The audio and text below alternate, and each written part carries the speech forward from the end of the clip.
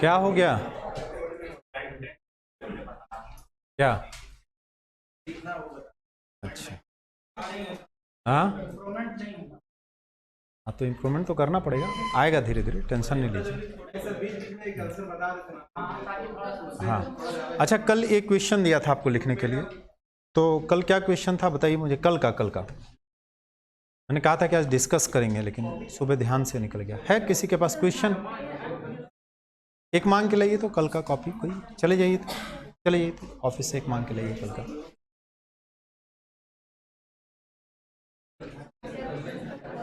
भारतीय अर्थव्यवस्था के संदर्भ में क्या था? गरीबी को परिभाषित करिए, लाइए। ये किसकी कॉपी है? इसका ही है आपका? लिखे नहीं है आंसर? हाँ पकड़े गए, चलिए ठीक है। हाँ पकड़ी गई नहीं, ठीक है। चलिए देखते हैं, कल हमने आपको क्वेश्चन दिया था कि भारतीय अर्थव्यवस्था को ध्यान में रखते हुए निर्धनता को परिभाषित कीजिए। तो हम लोगों को क्या करना था? जनरली निर्धनता का डेफिनेशन देना था। निर्धनता का डेफिनेशन आप सब लोगों को पता है, और हमें बताना था कि कोई भी व्यक्ति जो अपनी मूलभूत आवश्यकताओं को पूरा करने में सक्षम नहीं हो पाता उसे निर्धन कहते हैं। ये तो छोटी सी बात होगी, लेकिन चूंकि 400-500 वर्ड में लिखना है तो हम थोड़ा सा स्ट्रक्चर कर देते कि अगर इसको 400-500 वर्ड में लिखना है तो कैसे 400-500 वर्ड में लिखेंगे, है ना? कितना वर्ड्स किस चीज़ के लिए देना चाहिए? तो देखिए मैं आपको बता देता हूँ। जब भी हम कोई आंसर लिखते हैं तो आपको संजय सर ने भी बताया होगा। संजय सर अब जब आए थे तो आंसर राइटिंग के लिए बता रहे थे कि कभी भी आंसर की शुरुआत के लिए हम थोड़ी सी भूमिका लिखते हैं, लेकिन भूमिका लिखना नहीं है, भूमिका शब्द नहीं लिखना है। पहला पार्ट भूमिका होगा, यानी कि भूमिका लिख के भूमिका लिख रहे हैं, निष्कर्ष लिख के, वो नहीं करना है। वो आपके लिखने से अपने आप कॉपी चेक, क्योंकि अब आप बच्चे वाले क्लास में तो है नहीं कि बताना पड़ेगा कि हम भूमिका लिख रहे हैं, ये मेन बॉडी, अब लिखेगा मेन बॉडी तो गड़बड़ हो जाएगा ना, तो वो नहीं करना है। आप जब भूमिका लिखेगा तो भूमिका का मतलब होता है, जनरली आप मतलब समझ लीजिए भूमिका का क्या मतलब होता है। जैसे मान लीजिए आप किसी भी व्यक्ति से मिलते हैं, पहली बार मुलाकात करते हैं, से आपको पता चला कि आपको किसी टीचर के साथ किसी टॉपिक पर डिस्कस करना है। सपोज अभी लैंग्वेज पेपर की बात कर लेते हैं, आपको हम एक एग्जाम्पल दे रहे हैं कि कोई आपका एक लैंग्वेज पेपर होगा और पहली बार कोई एक व्यक्ति मिला जो बोला कि लैंग्वेज पेपर के बारे में इनसे आपको अच्छा गाइडेंस मिल जाएगा, और आपने एक समय तय किया और आप मिलने गए, मुलाकात हुई, कहीं बैठे और जाके आप क्या शुरू करते हैं? बातचीत। आप बोलते हैं कि चलिए शुरू कीजिए, बताइए कि क्या क्या करना है। ये तो नहीं करते, आप पहले बताते हैं कि मेरा नाम फला है, फिर वो अपने बारे में कुछ बताते हैं। भूमिका का मतलब है कि हम जिसके बारे में बताने जा रहे हैं उसका थोड़ा सा परिचय हो जाए। हम जब भी किसी से पहली बार मिलते हैं तो अपना परिचय देते हैं ना, भूमिका का मतलब यही है। और परिचय में कितना लिखते हैं आप? परिचय जब आप देते हैं किसी को तो कितना देर परिचय बताते हैं? यानी बैठो नहीं यार, आधा घंटा बताते हैं अपने बारे में पहले, उसके बाद आएंगे कि नागपुरी में क्या करना है। ऐसा करते हैं क्या? 2 मिनट बताते कि सर मेरा नाम ये है, मेरा नाम ये है, मैं अभी तक यहाँ ये कर रहा था, खत्म हो गया।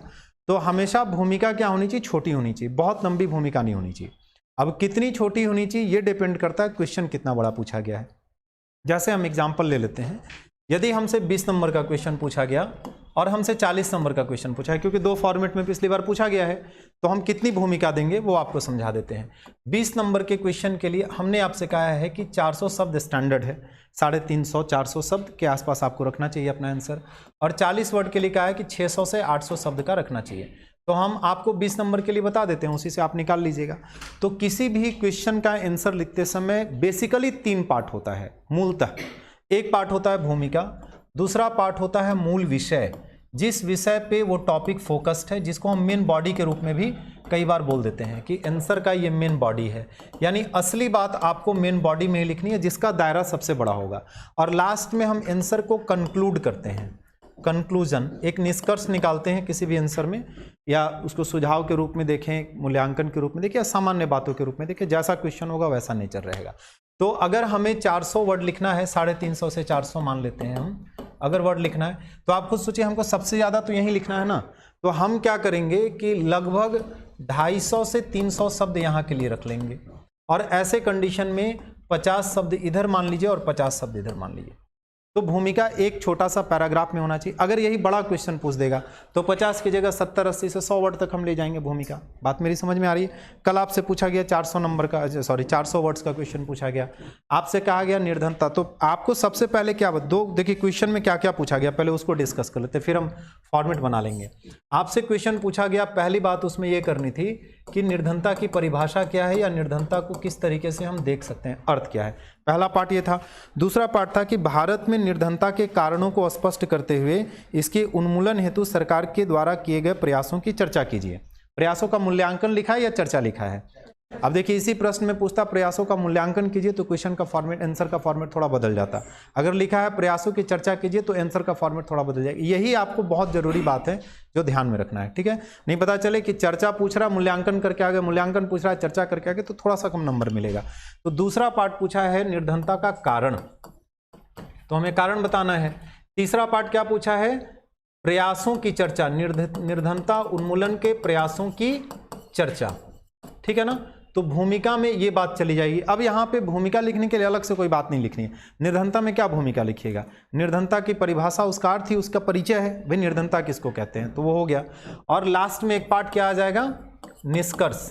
तो अब बताइए हमको 50 शब्द यहाँ लिखना है और 50 शब्द यहाँ लिखना है। बचा कितना? लगभग 250 से 300 शब्द बचा। 250-300 शब्द में कारण भी लिखना है और प्रयास भी लिखना है। तो हम उसको आधा आधा बांट लेंगे, क्योंकि कारण भी एक बड़ा पार्ट है और प्रयास भी बड़ा पार्ट है। देखेंगे कि कौन सा पार्ट कितना है। अगर हमें 2 पार्ट में बांटना है और एक पार्ट छोटा, तो वहाँ कम शब्द लिखेंगे, जिस पार्ट में बड़े मैटर होंगे वहाँ ज़्यादा है। तो इस प्रोपोर्शन बनाना पड़ेगा। बात समझ में आ रहा है? तो हम कारण में लगभग कितना शब्द बच रहा है हमारे पास? 300 शब्द बच रहा है लगभग अप्रॉक्सीमेटली। तो हम यहाँ पे 125 से 150 शब्द के बीच और 125 से 150 शब्द के बीच यहाँ लिख देंगे, ठीक है? आप ऐसा भी कर सकते हैं, इसको थोड़ा सा और चेंज कर सकते हैं कि कारण लिखते समय हम 100 शब्द रखें, और अगर आपको लग रहा है कि प्रयास में 100 शब्द लिख दें और निष्कर्ष लिखने के पहले थोड़ा सा हम सरकार के प्रयासों के मूल्यांकन को थोड़ा सा 20, 25, 50 शब्दों में समझा दें, वो भी आप कर सकते हैं। वैसे निष्कर्ष में वो अपने आप आ जाएगा। तो आप 125 बांट लीजिए, 150 बांट लीजिए, ऐसे करके कर लीजिए, है ना? ज़्यादा मेरे हिसाब से बेटर ये है कि आप 125 to 150 यहाँ रख लीजिए। अब एकदम ऐसा तो है नहीं कि 400 का मतलब गिन के 400, उसमें 350 भी हो सकता है, 420 शब्द भी जा सकता है। हो सकता है 320 शब्द में ही आप अच्छा आंसर लिख गए, लेकिन अब 400 की जगह 250 लिख के नहीं आएंगे, लगभग 300 प्लस शब्द ही लिखेंगे। और 400 की जगह 600 शब्द भी लिख के नहीं, लगभग 420, 425 तक चलेगा, ठीक? तो अब बताइए आपकी परिभाषा आपको 50 शब्द में लिखना है। हमको बताना है निर्धनता क्या है। निर्धनता की परिभाषा जो हमने आपसे कही कि मूलभूत आवश्यकताओं का अभाव ही निर्धनता, इसी बात को लिखना है। तो ये तो 10 शब्द में हो गया। अब 50 शब्द में लिखना तो हम जोड़ देंगे ना अपने से, उसमें कोई बात कि हमारे आसपास बहुत सारे लोग ऐसे हमें दिखाई पड़ते, कुछ भी इस तरीके से कोई भी कहानी बना के, ताकि वो बेटर तरीके से आपको दिखाई पड़े। या आए दिन हम निर्धनता की बात सुनते रहते हैं, न्यूज़ समाचार पत्रों में, तमाम जगहों पर, न्यूज़ चैनल्स में निर्धनता पर बहुत बातचीत होती रहती है। निर्धनता भारत की नहीं पूरे विश्व की एक बहुत बड़ी समस्या है। निर्धनता के कारण लोगों के जीवन स्तर में तमाम तरह की, इस तरह की बात परिभाषा के साथ जोड़ दीजिए कुछ भी, जो, क्योंकि हर किसी का आंसर अलग अलग हो जाएगा ना। एक बात जो हम बोलेंगे वही तो जाके छापना नहीं है, आपको अपने दिमाग से लिखना है। परिभाषा उसका एक सॉलिड होगा। परिभाषा को भी अपने तरीके से परिभाषित कर सकते हैं, क्योंकि परिभाषा जब कोई थिंकर देता है, कोई व्यक्ति देता है, तो वहां लगता है कि लाइन टू लाइन लिखें। लेकिन निर्धनता एक सामान्य कॉन्सेप्ट है, उसकी परिभाषा हम जो बोल रहे हैं बातें वही होगी, मूलभूत आवश्यकता का अभाव। लेकिन हमारे लिखने का तरीका और आपने लिखने के तरीके में अंतर हो सकता है। सेंस तो सेम निकलेगा ना, बात मेरी समझ रहे हैं? अर्थ सेम निकलेगा, लिखने का वर्ड्स चेंज हो जाएगा। तो यहां कर दीजिए। उसके बाद कारण आपको बताया, कारणों को बांट दीजिए कि निर्धनता के लिए तमाम प्रकार के कारण परिलक्षित होते हैं, तमाम तरह के, जिनको हम सामाजिक कारण, आर्थिक कारण, ऐतिहासिक कारण, इन कारणों में बांट सकते हैं। और उसके बाद फिर जब शुरू कीजिए तो आप दिखाइए सामाजिक कारण, लिखिए सामाजिक कारण लिख दीजिए और यहाँ पैराग्राफ्स बना दीजिए। और लग रहा है कि अगर हमारे पास बहुत सारे कारण हैं, पैराग्राफ बना बना के नहीं लिख सकते, तो वहीं पे फिर क्या करना पड़ेगा? पॉइंट बना दीजिए। कम शब्दों का क्वेश्चन है, पॉइंट बना दीजिए। सामाजिक कारण के कुछ बातों को एक सेंटेंस बना दीजिए, 3-4। इसी तरीके से आर्थिक कारण का समझ में आ गया। निर्धनता उन्मूलन का प्रयास की चर्चा करना है। अगर लग रहा है कि मेरे पास ज़्यादा शब्द है, यही क्वेश्चन अगर 800 शब्द के लिए पूछा गया था, 600 शब्द के लिए, तो हम क्या करते हैं? निर्धनता के उन्मूलन के सरकार के प्रयासों को हम पूरा पैराग्राफ्स में दिखा देते, राइट? यहाँ पे हम क्या करेंगे, चूंकि हमको 150 शब्द में ही लिखना और प्रयास बहुत सारे हैं। अब प्रयास लिखते समय प्रयासों को 3 पार्ट में बांट दीजिए, बांट सकते हैं ना, या वहाँ पे स्ट्रक्चर कर दीजिए प्रयास, और पहले 3 पार्ट दिखा दीजिए प्रयास में, संवैधानिक व कानूनी, दूसरा दिखा दीजिए योजना और कार्यक्रम के माध्यम से अन्य प्रयास। ऐसा करके लिख दिया। अब नीचे से शुरू कीजिए, संवैधानिक प्रयास अंडरलाइन कीजिए, या तो पॉइंट दे दीजिए, ज़्यादा है तो उसको आप पैराग्राफ्स में कर दीजिए। बात समझ में आ रही है मेरी? कोई दिक्कत नहीं है। अब जब इसमें सबसे महत्वपूर्ण प्रयास कौन सा होगा? योजना व कार्यक्रम के माध्यम से जो प्रयास किया गया। जब भी आप सरकार के प्रयासों को दिखाइए जो योजना कार्यक्रम के माध्यम से कहीं पे भी किया गया है, तो उसमें दो तरह के प्रयास आपको दिखाई देंगे।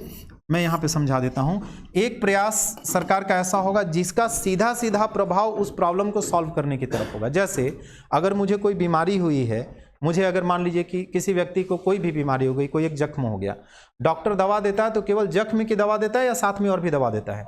कुछ एंटीबायोटिक्स भी दे देता है, कुछ दर्द की भी दवा दे देता है, जख्म सूखने की भी। तो मेन दवा कौन सी है? मेन दवा जख्म सूखने की, लेकिन सपोर्टिव दवा भी है। तो निर्धनता उन्मूलन के लिए जो प्रयास सरकार कर रही, उसमें से कुछ प्रयास ऐसा होगा सरकार का जो सीधा सीधा निर्धनता को दूर करने पे ही फोकस्ड होगा। कुछ प्रयास होगा जो दूसरी चीजों पे फोकस्ड होगा, लेकिन इनडायरेक्टली उससे निर्धनता कम हो जाएगी। जैसे एग्जांपल के तौर पे मैं आपसे बताऊं, निर्धनता उन्मूलन के लिए अगर सरकार ने लोगों के अकाउंट में पैसा डालना शुरू किया, या मान लीजिए कोई एक स्कीम चलाया, क्योंकि निर्धनता उन्मूलन के लिए जरूरी उपाय क्या है? रोजगार देना। तो रोजगार सृजन का उपाय किया, तो ये डायरेक्ट मेजर हो गया। लेकिन असमानता दूर करने के लिए कोई प्रयास किया तो ये इनडायरेक्ट मेजर हो गया। तो हमको पहले कौन सा दिखाना चाहिए? पहले डायरेक्ट वाला दिखाना चाहिए। बात मेरी समझ में आ रही है? तो आप हमेशा ना योजना और कार्यक्रम को दो पार्ट में बांट दीजिए। पहले देखिए कौन सी योजना या कार्यक्रम से निर्धनता को सीधा हिट करने का प्रयास किया गया है, और कौन सी योजना है, जैसे अब प्रधानमंत्री जनधन योजना, ये निर्धनता उन्मूलन के लिए तो नहीं ना है, लेकिन निर्धनता उन्मूलन में सहयोग करेगा। ये मुद्रा योजना निर्धनता उन्मूलन के लिए नहीं, बिजनेस सेटअप करने के लिए, लेकिन उससे निर्धनता उन्मूलन पर प्रभाव पड़ेगा। लेकिन आजीविका मिशन, रोजगार सृजन कार्यक्रम, गरीब कल्याण योजना, ये सब निर्धनता उन्मूलन के लिए स्पेसिफिक प्रयास है। तो हमें क्या करना है? जो स्पेसिफिक है उसको पहले दिखाना चाहिए, बाद में दिखाना चाहिए। उसको पहले बार लिखेंगे, और जो सपोर्टिव है उसको बाद में लिखेंगे। इस तरह का स्ट्रक्चर में, क्योंकि हम जनरली क्या करते हैं, एक लिखते हैं जो सीधा हिट कर रहा है, फिर दूसरा अचानक याद आ जाता है नहीं इसमें तो जनधन भी होना चाहिए, तो उससे आपका सिस्टम नहीं बन पाता है। तो आंसर देखने वाले को लगता है कि आंसर तो ठीक लिखे हैं, लेकिन अरेंजमेंट नहीं है सही। और आपसे क्या अपेक्षा की जा रही है कि आपकी कार्य प्रणाली बिल्कुल सिस्टमाइज हो, तभी तो प्रशासन अच्छा से चला पाएंगे। तो ये सब आंसर में इम्प्रोवाइज करना है धीरे धीरे, आपको कोई दिक्कत नहीं है। समझ में आ गया? अब जब यहाँ पे कह रहा है भारत के संदर्भ में, तो भारत के निर्धनता की परिभाषा जब आप लिख रहे हैं, प्रकार तो पूछा नहीं है, तो निर्धनता की परिभाषा लिखने के लिए अगर आपके पास स्कोप है तो परिभाषा लिखने में एक लाइन हम सापेक्ष निर्धनता को भी परिभाषित कर सकते हैं। लेकिन जब हमसे पूछ दिया भारत के विशेष संदर्भ में, तो इसका मतलब सापेक्ष की ज़्यादा चर्चा करना जरूरी नहीं है। एक लाइन लिख देंगे, एक लाइन कहीं पे वहीं जोड़ देंगे कि विकसित देशों में निर्धनता को सापेक्षिक निर्धनता के रूप में भी देखा जाता है, जहां किसी व्यक्ति के जीवन स्तर को समाज के औसत जीवन स्तर से नीचे पाए जाने पर उसको सापेक्ष रूप से निर्धन, खत्म हो गया। उससे ज़्यादा नहीं लिखना है। लेकिन जहां पूछ दे कि निर्धनता के प्रकारों को भी समझाई, वहां सापेक्ष निर्धनता पे हमको पर्याप्त बात लिखना पड़ेगा। ठीक है। आज निर्धनता के बारे में एक बात बताना भूल गए, कल मुझे याद दिला दीजिए। कल को तो बेरोजगारी शुरू करना है। निर्धनता में सापेक्ष निर्धनता की माप मैं नहीं बता पाया, मुझे ध्यान से उतर गया। तो लॉरेंस कर्व और गिनी गुणांक आपको समझा देंगे कि दोनों क्या है, राइट। कल करा देंगे उसको। अभी हम लोग ज्योग्राफी पे बात करते हैं। समझ में आ गया स्ट्रक्चर? तो जब भी आंसर लिखिए, तो मैंने इसीलिए कहा कि आंसर लिखने, जब भी आपको क्वेश्चन मिले तो सीधा नहीं पेन उठाए लिखना शुरू कर दिया। पहले आप कहीं पेज के लास्ट में कोई जगह बना के स्ट्रक्चर कीजिए, ये आदत डालिए अभी से। हम छोटी छोटी चीज़ें इम्प्रोवाइज करा रहे हैं, आपको कोशिश कर रहे हैं कि सुधर जाए। तो हमने एक तो आपको कहा कि पीछे से देखना बंद कर दीजिए, एक आपको कहा कि आप जब भी आंसर लिखिए तो एक छोटे से जगह पे स्ट्रक्चर, मैंने कैसे स्ट्रक्चर बना लिया। अब बताइए मुझे इसका आंसर लिखना हो, हमने स्ट्रक्चर बना लिया, तो मेरे लिए काम आसान है कि नहीं है कि पहले ये लिखेंगे फिर ये लिखेंगे फिर ये लिखेंगे। कितना देर लगेगा स्ट्रक्चर बनाना? 2 मिनट लगेगा। इसको और स्ट्रक्चर कर सकते हैं कि कारण दिखाएंगे तो पहले कौन कारण दिखाना चाहिए। निर्धनता चूंकि सामाजिक आर्थिक समस्या है, आर्थिक समस्या ज़्यादा है या सामाजिक समस्या ज़्यादा है? ये आर्थिक, तो सबसे पहले आर्थिक कारण दिखा देंगे, वो सबसे प्रोमिनेंट कारण हो जाएगा। उसके बाद सामाजिक कारण दिखाएंगे। तो ये अरेंजमेंट ऑर्डर करना बहुत जरूरी है आंसर में। देखिए आंसर सब लोग लिख के आएंगे, आप ध्यान रखिएगा। जितने लोग मेंस देंगे 4000, उसमें से कोई ऐसा स्टूडेंट नहीं होगा जो आंसर नहीं लिखेगा। जिस क्वेश्चन का आंसर एक स्टूडेंट नहीं जानता उसका भी आंसर लिख के आता है। पीटी में ये प्रॉब्लम होता है, नेगेटिव मार्किंग में, कि नहीं आता है तो छोड़ के आ जाएंगे। लेकिन मेंस में कुछ ना कुछ तो आप जरूर लिख के आते हैं, राइट। लेकिन यदि आप नहीं जानते हुए भी चीज़ें लिख रहे हैं और उसको थोड़ा सिस्टमाइज कर दे रहे हैं, तो आपको तो नंबर मिलना ही है। थोड़ा बहुत तो दूसरी चीज़ों के ज्ञान के आधार पर लिख दिया, थोड़ा अरेंजमेंट ऑर्डर अच्छा हो गया, नहीं जानते हुए भी नंबर पा सकते हैं।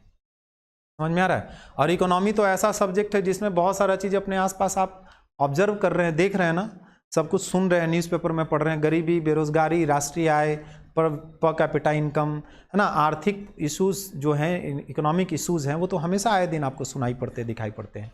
उसमें तो बहुत कुछ किताबों से ही जाके लिखेंगे जरूरी नहीं है, हम आसपास से भी कहीं से हमने कोई मैटर निकाल सकते हैं, कोई पॉइंट्स निकाल सकते हैं। चलिए देखते आगे हम लोग ज्योग्राफी पे बात करते हैं। यहाँ तक क्लियर हो गया ना? तो अब अगली बार से जब भी आंसर लिखिएगा तो एकदम ध्यान रखिएगा, इसको याद करके पहले स्ट्रक्चर बनाइएगा और लिखिएगा, तब और आंसर आपका बेहतर हो जाएगा। और ये काम एग्जाम में भी करना है। एग्जाम में कागज़ पे अगर नहीं बनाने का मन है कि कागज़ कम पड़ जाएगा, क्योंकि दूसरी कॉपी शायद नहीं मिलती है जेपीएससी में, मिलती है शायद नहीं देते लोग, एक ही कॉपी देते हैं। यूपीएससी में तो और ऑप्शन नहीं है। तो मैं कह रहा हूँ दिमाग में कम से कम खाका बना लीजिए एक बार कि हमें क्या क्या बात लिखना है, किस किस आधार पे अपने आंसर को लिखना है, ठीक है? तो थोड़ा सा अच्छा हो जाएगा। चलिए देखिए, यही सब तरीका है, पढ़ने को सब पढ़ते हैं, लिखने को सब लिखते हैं, लेकिन जिनके अच्छे नंबर आते हैं उनका तरीका यही सब होता है। ज्योग्राफी की बात करते हैं हम लोग, और बहुत सारी चीज़ तो आप लिखते लिखते करते करते सीखिएगा। एक व्यक्ति जो गाड़ी चलाना जानता है, कार चलाना जानता है, बाइक चलाना जानता है, वो कभी ये बात नहीं बोल सकता है कि हम एकदम परफेक्ट हो गए। उसमें बहुत कुछ, जितना चलाइएगा, जितना जाइएगा नई जगहों पे, उतना आपको और सीखने का मौका मिलेगा। ऐसे कंडीशन में ऐसा किया जाता है, होता है ना ऐसा कि केवल स्टीयरिंग संभालना और क्लच ब्रेक सीख गया तो इसका मतलब एक्सपर्ट हो गया, नहीं होगा ऐसा। तो लगातार आपको, मैंने कार सीखा, मुझे जिस आदमी ने सिखाया वो डीसी ऑफिस में चलाता है, सोचिए अच्छा ड्राइवर होगा, डीसी को लेके जाता है बाहर तो अच्छा ड्राइवर ही होगा, और पिछले 14-15 सालों से चला रहा है। मेरे से उम्र में छोटा है, ड्राइवर का जॉब करता है, मेरा पड़ोसी है, छोटा भाई जैसा है, लेकिन उसने मुझे सिखाया। इन आज भी उससे बोलते तो कहता है कि भैया अभी तो लगता है जब कहीं जाते हैं बाहर ना, दिल्ली, मुंबई, इस तरह के जगहों पे कभी लेके, तो लगता है कि अभी बहुत कुछ नहीं जानते हैं, अभी और भी नया नया चीज़ सीखा जा सकता है इसमें। ये वाली प्रवृत्ति जब आपके अंदर रहेगी ना, तो बहुत अच्छा आंसर लिखने लगेगा। हर दिन सीखिए कि आज हमने जो लिखा उसमें गलती क्या हो गई हमसे, जो अगले आंसर में नहीं करें, तो डेली आपका इंप्रूवमेंट होगा। बात समझ में आ रहा है? बहुत अच्छा लिखने लगिएगा। तो अभी अपना मूल्यांकन ही मत कीजिए अच्छा लिख रहे हैं खराब लिख रहे हैं। अभी कॉपी पे लिखा मिलता है ना, वेरी गुड, एवरेज, बैड, उससे बिल्कुल भी न तो निराश होने की जरूरत है, न और आसमान में उड़ने की भी जरूरत नहीं है। नहीं पता चलेगा किसी ने कॉपी में लिखा हुआ वेरी वेरी गुड, अब उस दिन तो एकदम पार्टी वार्टी करने लगे दोस्तों के साथ कि आज तो चलेगा, और किसी दिन मिल गया कि बहुत खराब लिखा है, उस दिन डिमोरलाइज होकर। बिल्कुल जरूरत नहीं है। आपको अपना बेस्ट आंसर एग्जामिनेशन हॉल में लिखना है, एग्जाम से पहले बेस्ट आंसर लिखना भी नहीं है। जो लास्ट आंसर लिखिएगा एग्जाम से पहले वो सेकंड बेस्ट होना चाहिए। मेरा जो पैरामीटर है, बेस्ट आंसर पहले नहीं लिखना है, एग्जाम से पहले जो लास्ट प्रैक्टिस होगी वो सेकंड बेस्ट होना चाहिए। बेस्ट आंसर एग्जाम हॉल में आना चाहिए, और बेस्ट तक पहुंचने के लिए हर दिन इंप्रूवमेंट करना पड़ेगा। तो मैं बस एक बात कह रहा हूं, और इस बात का आप मूल्यांकन कर लीजिएगा। आपकी पहली कॉपी जिस दिन आपने लिखी होगी और आपको मिला होगा, उसको रखे रहिएगा, और एग्जाम के पहले जो लास्ट कॉपी लिखिएगा उसको रखे रहिएगा, और खुद बैठ के देख लीजिएगा, आपको खुद दिख जाएगा कितना बदलाव होगा। और ये काम तब ज़्यादा इफेक्टिव दिखेगा जब जब जो हम बोल रहे हैं आंसर राइटिंग के लिए, उन चीज़ों को फॉलो। हम ऐसे हवा में तो बात नहीं कर रहे हैं, मैं जो बात आपको बोल रहा हूँ वो अनुभव आधारित है, टेस्टेड है। उन सारी चीज़ों को हम लोग देख चुके हैं, बहुत सारे लोगों को देखा लिखते हुए, अच्छे नंबर पाते हुए, मुझे खुद मिले हैं। तो मैं उन टेस्टेड चीज़ों के आधार पर आपको कह रहा हूँ कि आप अच्छा आंसर कैसे लिख पाइएगा, ठीक है। चलिए ज्योग्राफी की बात करते हैं हम लोग। ज्योग्राफी में हम लोग जियोमॉर्फोलॉजी पढ़ रहे हैं, सबको पता है। जियोमॉर्फोलॉजी में हम पृथ्वी के जो सरफेस पे तमाम तरह के स्ट्रक्चर्स हैं उसके बारे में बात करते हैं। उन स्ट्रक्चर्स के बनने के पीछे कोई ना कोई कारण है। उसमें हम लोगों ने देखा कि कारण क्या है, भूसंचलन। भूसंचलन के लिए क्या रिस्पॉन्सिबल है, कोई ना कोई फोर्स जो पृथ्वी को परिवर्तनशील या अस्थायी स्वरूप में ले आती है। उस बल के लिए हम लोगों ने दो कारकों को जिम्मेदार माना था, पृथ्वी के अंदर से कोई बल उत्पन्न होगा या पृथ्वी के बाहर से मौसम में परिवर्तन, बारिश के कारण, ग्लेशियर्स के कारण, नदियों के कारण कोई फोर्स क्रिएट होगा। देखा, अंदरूनी संरचना वाले फोर्स को हम लोगों ने कई भाग में कैटेगराइज किया, एक फ्लो चार्ट बनाया, और उसमें देखा कि पृथ्वी के अंदर से उत्पन्न होने वाले बलों को हम कई आधार पर बांटते हैं। सबसे पहले हम लोगों ने देखा था किस आधार पर, पृथ्वी के अंदर से उत्पन्न होने वाले बल तीव्रता के आधार पे देखा। तो देखा अधिक तीव्रता वाले, कम तीव्रता वाले, तो देखा सडन फोर्स, और कौन सा फोर्स था, हाँ, डायस्ट्रॉफिक, देखा था ना। फिर हम लोगों ने डायस्ट्रॉफिक फोर्स को बांटा, फिर उसको हम लोगों ने डायस्ट्रॉफिक फोर्स को कितने पार्ट में बांटा, 3 पार्ट में। फिर हम लोगों ने टेक्टोनिक फोर्स को बांटा 2 पार्ट में। फिर वहाँ से हमने संपीड़न बल और तनावमूलक बल, तो यहाँ तक आप देख चुके थे। वलन देख चुके थे हम लोग, भ्रंशन की प्रक्रिया हम लोग देख चुके थे। यहाँ तक किसी को कोई कन्फ्यूजन नहीं है। हमने कल एक समअपनति और सम अभिनति बताया था ना, जिसमें एक ही अपनति में कई सारी अपनतियाँ और अभिनतियाँ होती हैं, ऐसे बताया था। या एक अभिनति में कई सारी अभिनतियां और अपनतियां होती हैं। इसको पंखाकार वलन भी कहा जाता है। इसका दूसरा नाम है फैन फोल्ड। आप चाहें तो लिख लीजिए, मान लीजिए पूछ दिया तो फिर आप कैसे बताइएगा, लिख लीजिए फैन फोल्ड। सम अपनति और सम अभिनति को पंखाकार वलन भी कहा जाता है, ऐसा आप लिख लीजिए।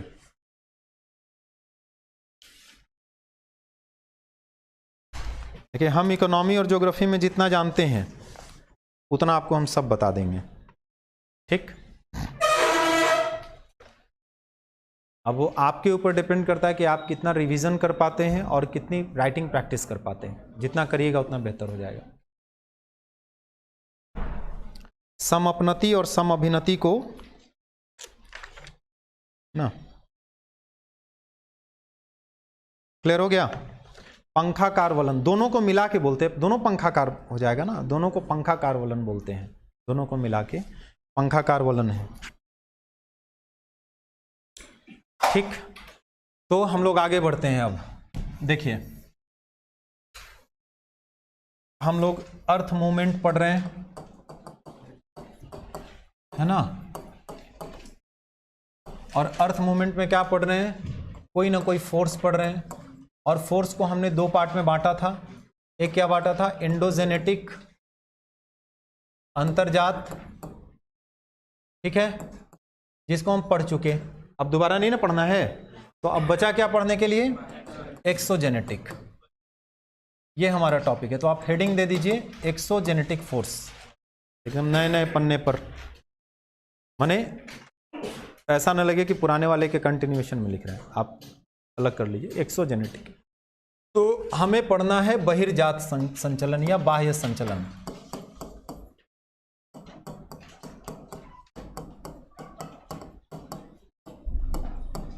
तो इसको समझते चलिएगा, बहुत मुश्किल नहीं है, क्योंकि अंतर्जात जो संचलन हो रहा है, इंडोजेनेटिक जो फोर्स लग रहा है, उसको तो आप देख नहीं सकते जाके ना, नहीं देख सकते।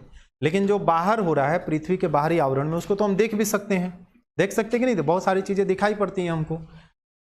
तो देखिए बहिर्जात संचलन की जो प्रक्रिया है ना, इस पूरी प्रक्रिया को एक टर्म के नाम से जानते हैं, जिसको कहते हैं अनाच्छादन। तो आपसे एग्जाम में पूछा जा सकता है कि व्हाट इज डीन्यूडेशन, इसको इंग्लिश में बोलते हैं डीन्यूडेशन। अनाच्छादन क्या है? तो अनाच्छादन क्या है? बहिर्जात संचलन के दौरान होने वाली प्रक्रियाओं को आपस में जोड़ के अनाच्छादन की प्रक्रिया कहा जाता है। क्लियर हो गया? बात मेरी समझ में आ रही है? अब ये स्ट्रक्चर कर देते हैं, फिर लिखवा देंगे। बात समझ में आई ना? अगर इसके बारे में हमको एक सेंटेंस बनाना तो क्या लिखेंगे? बहिर्जात संचलन के दौरान होने वाली प्रक्रियाओं को आपस में जोड़कर अनाच्छादन की प्रक्रिया कहते हैं। कोई दिक्कत नहीं। अब इसमें होता क्या क्या है, तो इसकी जब उप प्रक्रिया निकालिएगा तो इसमें मूल रूप से 3 प्रकार की प्रक्रियाएं होती हैं। तो पहली प्रक्रिया को कहते हैं अपक्षयन। अब देखिए अपना सिलेबस, उसमें अपक्षयन या अपक्षय जरूर लिखा होगा, लिखा हुआ है। इंग्लिश में देखिएगा तो लिखा होगा वेदरिंग। तो जितना चीज हम पढ़ा रहे सब सिलेबस में थोड़ी लिखा रहेगा, बहुत सारा इनहेरिटेड रहेगा, कुछ वर्ड्स लिखा हुआ रहेगा, सब सिलेबस में लिख ही देगा, तो हमको पढ़ाने की जरूरत क्या है? फिर तो सिलेबस ही आपका आंसर हो जाएगा। तो अपक्षयन। दूसरा वर्ड आपको लिखा हुआ मिलेगा अपर्दन व निक्षेपण, ऐसा लिखा हुआ है। अलग अलग हो सकता है लिखा हुआ हो, एक साथ ना लिखा हुआ हो, लेकिन दोनों प्रोसेस साथ साथ चलता है। तो एक को बोलते हैं एरोजन और इसको बोलते हैं डेपोजिशन, हमें यही समझना है। और एक तीसरा है वृहद क्षरण, मास वेस्टिंग। हिंदी वाले वर्ड में नहीं पकड़ाएगा तो इंग्लिश वाला से देख लीजिएगा, हो सकता है हिंदी में कुछ और नाम लिख दिया हो। मास वेस्टिंग, तो हमें इसके बारे में जानना है। सिलेबस है ना आपके पास, सिलेबस में लिखा हुआ है, देखे हैं ये सारे वर्ड्स लिखे हुए होंगे। अनाच्छादन नहीं लिखा हुआ होगा, लेकिन अपक्षय या अपक्षयन, निक्षेपण, अपर्दन और मास वेस्टिंग, वृहद क्षरण जरूर लिखा हुआ होगा सिलेबस में। ठीक है,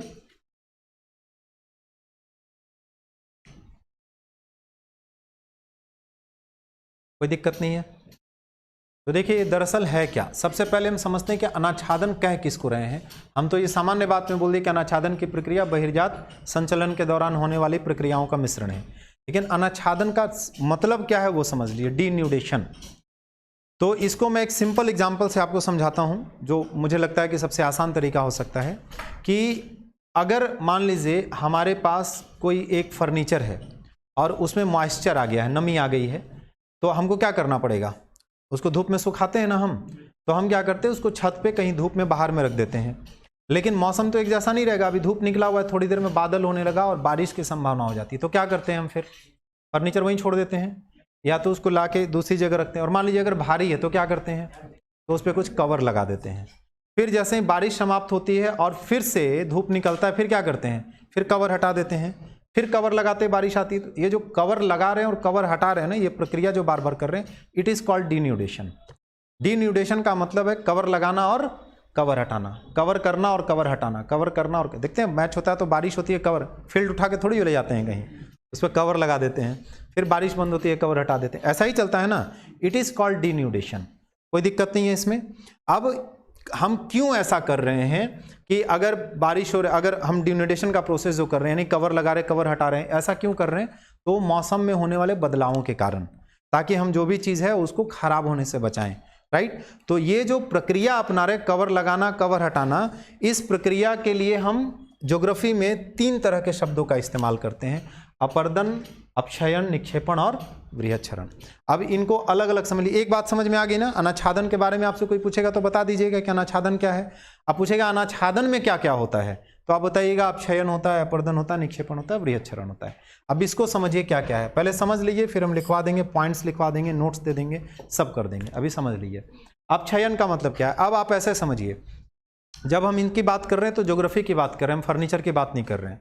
और इनको हम रिलेट करेंगे चट्टानों से, क्योंकि पृथ्वी पे नेचुरली जो भी चीज़ें बनी पृथ्वी के बनने के बाद, और पृथ्वी आग का गोला था और जब वो ठंडा हुआ तो वापस किस रूप में हमको दिखाई पड़ेगा? वो चट्टानों के रूप में दिखाई पड़ेगा। मिट्टी भी नहीं होगा ना, पहले क्या होगा? सब चट्टानी चट्टान होगा। क्यों? क्योंकि पूरी पृथ्वी आग के गोले के समान थी और धीरे धीरे क्या हुआ, उसका शीतलीकरण हुआ, ठंडा हुआ, वो है ना, उसको कूल हुआ वो समय के साथ, और ठंडा होने के बाद सॉलिड हुआ होगा ना, और सॉलिड होकर चट्टान के रूप में आ गया होगा। मिट्टी तो बहुत बाद में बनने की प्रक्रिया शुरू हुई होगी। तो हम किस संदर्भ में बात करेंगे? सबको चट्टान के एग्जाम्पल से देखेंगे। अब आप ऐसे समझिए, मान लीजिए कि किसी भी जगह पे कोई एक चट्टान रखा हुआ है, तो बारिश हो रहा है तो उसको जाके आप थोड़ी जो कवर ढक दीजिएगा, वो तो वहीं पड़ा रहेगा। लेकिन वहाँ मौसम तो हमेशा एक जैसा नहीं रहेगा ना, कभी धूप होगी, कभी बारिश होगी, कभी ठंडा का मौसम आएगा, कभी गर्मी का मौसम आएगा। तो आप बताइए कि जो भी चट्टान है, उस चट्टान के एक जगह पड़े रहने पर और यहाँ मौसम में हमेशा परिवर्तन होने के कारण एक लंबे समय के बाद चट्टान वैसा ही होगा या उसमें बदलाव आ चुका होगा? बदलाव आ चुका होगा, परिवर्तन हो चुका होगा। तो इसका मतलब चट्टान की संरचना में परिवर्तन आ जाएगा। अभी लिखना नहीं है, अभी समझना है। चट्टान की संरचना में क्या आ जाएगा? परिवर्तन आ जाएगा। और ये परिवर्तन किस कारण से आएगा? मौसम में बदलाव के कारण, मौसम में या जलवायु में, जो भी कह दीजिए, परिवर्तन के कारण चट्टान की संरचना में परिवर्तन आ जाएगा। अब चट्टान की संरचना में जो परिवर्तन आएगा वो किस प्रकार का परिवर्तन आएगा, ये बड़ी इंपॉर्टेंट बात है। तो चट्टान की संरचना में मूल रूप से 2 प्रकार का परिवर्तन आता है। एक परिवर्तन आता है जिसको कहते हैं भौतिक परिवर्तन, फिजिकल चेंजेस, राइट। और एक परिवर्तन आता है जिसको बोलते हैं रासायनिक परिवर्तन, केमिकल चेंजेस। दोनों का मतलब समझ लीजिए क्या है। भौतिक परिवर्तन का मतलब कि उस चट्टान का स्वरूप जैसा था, वो दिखने में जैसा था वैसा नहीं रहेगा, वो कट छट चुका होगा, उसका साइज चेंज हो चुका होगा, कंडेंस होगा तो थोड़ा सिकुड़ जाएगा, गर्मी होगी तो थोड़ा फैल जाएगा, कुछ भी ऐसा, यानी उसका जो शेप था वो परिवर्तित होगा। दैट इज कॉल्ड भौतिक परिवर्तन। और रासायनिक परिवर्तन का मतलब कि उसमें जो केमिकल कॉम्पोजिशंस थे वो क्या हो चुके होंगे? बदल चुके होंगे। भाई किसी चीज़ को गर्म जगह पर रख दीजिए, लगातार गर्मी पड़ रहा है, फिर उसमें बारिश हो गया, इसके कारण किसी भी चीज़ का केमिकल जो स्ट्रक्चर है क्या हो जाएगा? चेंज हो जाएगा। आप देखिए कि किसी घर की दीवारें अगर आप पुताई कर देते हैं, उस पर पुचाड़ा कर देते हैं, उसको सीमेंटेड कर देते हैं, कुछ भी, लंबे समय के बाद कई बार उसमें दरारें पड़नी शुरू हो जाती हैं, देखा है आपने? That is called physical change. लेकिन आप देखते हैं उसका कलर भी चेंज हो गया। आपने ब्लू कलर का पुचाड़ा किया था, धूप और बारिश के कारण उसका ब्लू फेड हो गया। कलर फेड हो जाता है कि नहीं घर की दीवारों का? That is called chemical change. तो उसका केमिकल कॉम्पोजिशन बदलने लगा, ठीक है। जब किसी भी चट्टान की संरचना में भौतिक परिवर्तन होता है तो इसको विघटन कहते हैं। समझ में आया? और जब रासायनिक परिवर्तन होता है तो इसको वियोजन कहते हैं। ये केमिस्ट्री का वर्ड है, आपने केमिस्ट्री में पढ़ा होगा हो सकता है, ठीक है, वियोजन एंड विघटन। तो इतना स्ट्रक्चर बनाइए पहले, ये बात, इसी बात को हमको लिखना है, इसी बात को लिखना है। बात मेरी समझ में आ रही है सबको? बहुत मुश्किल तो नहीं पड़ रहा है, सिंपल बात है, ये सब अपने आसपास हम देख रहे हैं, बस इसको हम ज्योग्राफिकल टर्म्स में नहीं जानते। आप में से कितने लोगों ने नहीं देखा है कि घर का फर्नीचर धूप में रखने पे फेड हो जाता है कलर? नहीं देखे हैं कभी? देखें, दीवारों में दरारें पड़ जाती हैं, बस वही बात हम ज्योग्राफिकल टर्म्स में यूज कर रहे हैं।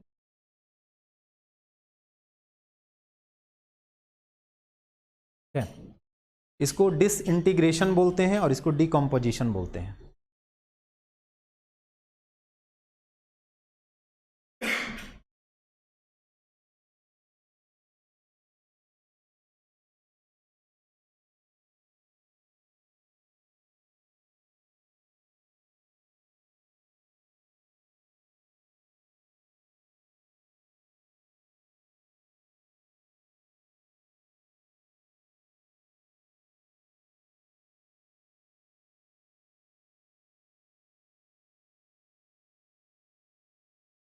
हो गया? हो गया, चलिए अब देखिए, ये जो विघटन की घटना है ये ज़्यादा कहाँ होगी? इसका प्रभाव अधिक दिखेगा किसी ऐसे क्षेत्र में जो उष्ण हो, मतलब जहाँ गर्मी ज़्यादा हो, और शुष्क हो, मतलब ड्राइनेस ज़्यादा हो, एरिड रीजन हो। उष्ण क्या होता है, शुष्क क्या होता है, सब आपको समझाएंगे समय पे। अभी वैसे जनरल टर्म में समझ लीजिए, उष्णता हम सब जानते हैं, आप सब लोग जानते होंगे उष्णता, उसी को आप गर्मी बोलते हैं। उष्णता वर्ड नहीं बोल के क्या बोलते हैं? गर्मी। गर्मी बोलते हैं ना, बहुत गर्मी लग रहा है। वहीं आप बोलिए बहुत उष्णता लग रही है, थोड़ा सा अच्छा नहीं लगेगा, सामने वाला समझ नहीं पाएगा, इसीलिए आप नहीं बोलते, बोलचाल की भाषा में नहीं है। लेकिन गर्मी का प्रभाव अधिक हो जाना ही उष्णता कहलाता है। उष्ण का मतलब क्या होता है? गर्मी, हीट, टेम्परेचर अधिक हो जाना, राइट। और शुष्कता का मतलब क्या होता है? कई बार आप बोलते हैं बहुत सूखा सूखा लग रहा, मौसम जो है ना एकदम स्किन ड्राई हो गया है, बोलते हैं ना ऐसा, माने ह्यूमिडिटी की मात्रा हमारे वायुमंडल में कम हो गई, दैट इज कॉल्ड शुष्क। कोई दिक्कत नहीं। तो आप बताइए कि उष्णता कहाँ पे ज़्यादा मिलेगी? अगर हम पृथ्वी की बात करें तो ये हम एक एग्जाम्पल ले रहे हैं, ये बाद में आपको समझाएंगे, जब क्लाइमेटोलॉजी पढ़ेंगे तो वहाँ पे समझाएंगे आपको पूरे ग्लोब के बारे में, ग्लोब पे कैसे कैसे अक्षांश और देशांतर, ये सारी चीज़ आपको। अभी आप मुझे ये बताइए कि ये 0 डिग्री है, आपने इतना तो पढ़ा होगा ना भाई पीटी में, हमें मान के चल रहे कि पीटी में थोड़ा बहुत आप पढ़े होंगे, हम उतना ही बात बताएंगे जितना पीटी में आप पढ़े होंगे, उससे ज़्यादा हम जाएंगे नहीं अभी फिलहाल, उसका स्पेशल टॉपिक जब आएगा तब। और ये है ध्रुवीय रीजन, पोलर रीजन है, और ये भी क्या है? पोलर रीजन है ना, 90 डिग्री साउथ और 90 डिग्री नॉर्थ। और ये वाला क्षेत्र को इक्वेटोरियल रीजन बोलते हैं, इक्वेटर है यहाँ पे। और सूरज की किरणें सबसे ज़्यादा कहाँ गर्मी देती हैं साल भर में औसत? इक्वेटर पे, यानी कि ये वाला क्षेत्र जो है वो उष्ण क्षेत्र होगा, इस आसपास का 0 डिग्री से 23.5 डिग्री तक के एरिया को लगभग, यानी 23.5 से 23.5 तक के क्षेत्र को हम उष्ण कटिबंध बोलते हैं, ये आपने पढ़ा होगा। तो इसका मतलब विघटन की घटना ज़्यादा कहाँ दिखेगी? इसी क्षेत्र में दिखेगी, इधर इधर कम दिखेगी। लेकिन इसमें भी आपको ध्यान रखना है, हम कह रहे हैं शुष्क, शुष्कता ज़्यादा कहाँ होगी? क्योंकि जहाँ भी गर्मी होगी वहाँ पे गर्म होने के कारण इवापोरेशन होगा, राइट। लेकिन इवापोरेशन होगा तो वायुमंडल में नमी आ जाएगी, तो वहाँ तो फिर शुष्कता नहीं होगी, नमी आ जाएगी। लेकिन इवापोरेशन कहाँ नहीं होगा? गर्मी होने के बावजूद इवापोरेशन नहीं होगा, कहाँ? जैसे राजस्थान में।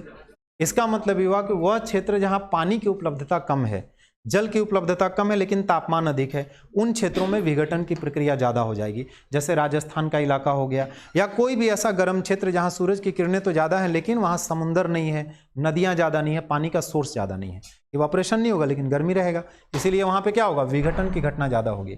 और वियोजन की घटना कहाँ होगी? वैसे क्षेत्र जहाँ उष्णता के साथ साथ आर्द्रता भी हो, मतलब गर्मी तो है लेकिन पानी भी ज़्यादा मिले, तो नमी आ जाएगा, और नमी आएगा, बारिश होगी, तो उससे क्या होगा? केमिकल कॉम्पोजिशंस आपस में घुलने लगेंगे, है ना, तो केमिकल चेंजेस ज़्यादा दिखाई पड़ेगा। कोई दिक्कत नहीं है इसमें, बात समझ में आ रहा है? केमिकल एलिमेंट्स घुल जाएंगे, ज़्यादा दिखेगा। तो उष्ण व शुष्क क्षेत्रों में विघटन की प्रक्रिया ज़्यादा होती है, वहीं उष्ण व आर्द्र क्षेत्रों में वियोजन की प्रक्रिया ज़्यादा होती है। कॉन्सेप्ट क्लियर है? कोई कन्फ्यूजन नहीं है इसमें? चलिए अब आगे बढ़ते हैं हम लोग। अब हम लोग एक एक बात यहाँ से करते हैं, मिटा दे इसको। तो ये हो गया चट्टानों की संरचना। अब चट्टान की संरचना में परिवर्तन यहाँ के कारण भी हो सकता है, यहाँ के कारण भी हो सकता है और यहाँ के कारण, तीनों में चट्टान में परिवर्तन होगा। चट्टान की मौलिक संरचना जैसी होगी उन तीनों को परिवर्तित करने की क्षमता रखता है, अपक्षयन भी, निक्षेपण और अपर्दन, अपर्दन और निक्षेपण भी, और वृहत क्षरण भी। अब कैसे कैसे रखता है उसी बात को हमको समझ लेना है। बढ़े आगे, कंफ्यूजन नहीं न है?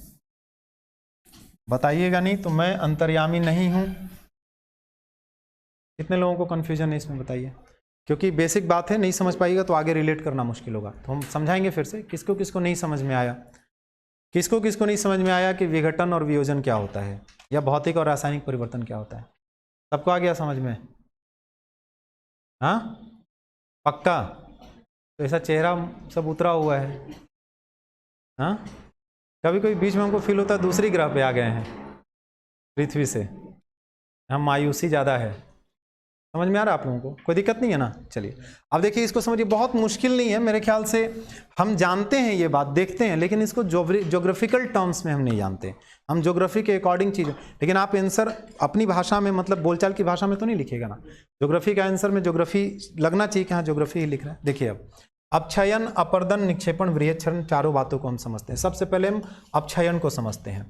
तो आप ऐसे समझिए कि कहीं कोई एक चट्टान पड़ा हुआ है ना, ये एक चट्टान है और यहाँ का मौसम हमेशा बदलता रहता है, कभी गर्मी होती है, कभी बारिश होती है, कभी धूप पड़ता है, ऐसा होता रहता है, ठंडा आता है, तमाम तरह के परिवर्तन होते हैं। तो चट्टान अपनी ही जगह पड़े पड़े इसका भौतिक और रासायनिक परिवर्तन हो सकता है कि नहीं? ये भौतिक और रासायनिक परिवर्तन के लिए चट्टान को जाना पड़ेगा किसी के पास, वहीं पड़े पड़े हो जाएगा। भाई मौसम में बदलाव के कारण चट्टान में टूट फूट भी हो सकता है, चट्टान कंडेंस भी हो सकता है, पहले से कड़ा भी हो सकता है, शेप चेंज हो जाएगा, या चट्टान जो है वो फैल सकता है तापमान के कारण, हो सकता है ना। और चट्टान का जो केमिकल कॉम्पोजिशन है वो भी बारिश और धूप ये सब के कारण चेंज हो सकता है, हो सकता है। तो जब किसी चट्टान के अपने स्थान पे रहते हुए बिना कहीं ट्रांसफर हुए, माने कोई चट्टान जहां पड़ा हुआ है वहीं पड़े पड़े मौसम में परिवर्तन के कारण उसकी भौतिक और रासायनिक संरचना परिवर्तित होती है, दैट इज कॉल्ड अपक्षयन।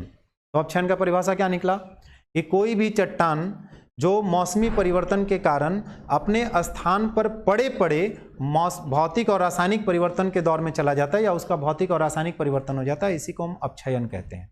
कोई परेशानी नहीं है। तो इसको हम 2-3 पॉइंट्स बना देते हैं, है ना, फिर हम लिखवा भी देंगे, आपको दिक्कत होगी तो लिखवा देंगे। इसका मतलब एक बात तो ये पता चला कि अपक्षयन की घटना एक अस्थैतिक घटना है या गत्यात्मक घटना। अस्थैतिक मतलब एक ही जगह पड़े पड़े हो रहा है या कहीं गतिशील होकर हो रहा है। अस्थैतिक है तो इट इज कॉल्ड अस्थैतिक प्रोसेस, अस्थैतिक क्रिया है, अस्थैतिक क्रिया है। इसको इन सीटू प्रोसेस बोल सकते हैं आप, इन सीटू प्रोसेस बोल सकते हैं। स्वस्थानिक क्रिया है, स्थैतिक क्रिया है, स्टैटिक प्रोसेस है, जो आप बोल दीजिए, ठीक है। या फिर आपको स्टैटिक बोल सकते हैं, स्टैटिक प्रोसेस है, ठीक है। या स्वस्थाने बोल सकते हैं, इन सीटू की जगह लिख दीजिए स्वस्थाने, अपने ही स्थान पर, उसका स्थान परिवर्तित नहीं हुआ है, स्वस्थानिक क्रिया है। एक बात हो गया, समझ में आ गया। दूसरी बात बताइए, चट्टानों का परिवर्तन क्यों हो रहा है? नहीं, हो क्यों रहा है? मौसम में परिवर्तन के कारण। तो दूसरी बात लिख लीजिए कि इसमें मौसम या जलवायु में परिवर्तन के कारण, कारण क्या हो गया? मौसम या जलवायु में परिवर्तन के कारण। दूसरी बात। तीसरी बात बताइए कि हो क्या रहा है? पहली बात तो आपने कहा कि क्या है, ये तो स्थैतिक क्रिया है। दूसरी बात कहा कि कारण क्या है, तो मौसम में परिवर्तन इसका कारण। तीसरी बात, हो क्या रहा है इसमें? तो चट्टानों की भौतिक और रासायनिक संरचना में परिवर्तन आ जा रहा है। आप तो यहाँ लिख सकते हैं कि चट्टान की, इसमें हो क्या रहा है? चट्टानों की भौतिक और रासायनिक संरचना में परिवर्तन,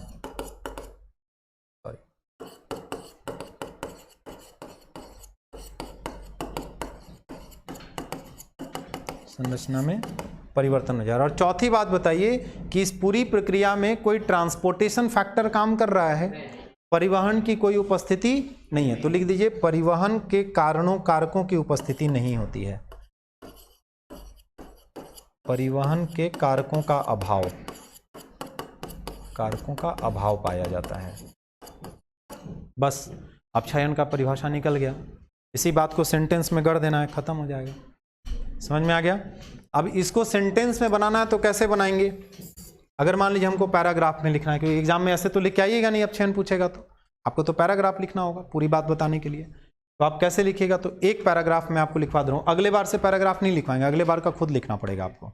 मैं एक में आइडिया दे रहा हूँ कि इसको पैराग्राफ में कैसे कन्वर्ट करते हैं, ठीक है। लिख लीजिए ये पॉइंट सब लोग। अब लिखिए कि अपक्षयन उसी में से जितना शब्द जरूरत पड़ेगा उतना निकाल लीजिएगा। जहां एकदम कम शब्द है तो एकदम मूल बात लिखिएगा, जहां शब्द ज्यादा लिखने वहां थोड़ा एक्स्ट्रा बात लिख दीजिएगा। तो मैं थोड़ा सा एक्स्ट्रा बात भी लिखवा दे रहा हूं, लिखे कि अपक्षयन बहिर्जात भूसंचलन या बाह्य भूसंचलन के दौरान, बाह्य भूसंचलन के अंतर्गत या दौरान होने वाली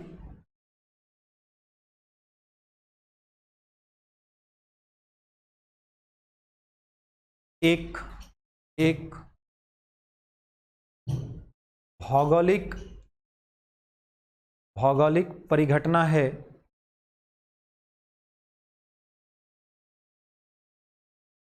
एक भौगोलिक परिघटना है जिसमें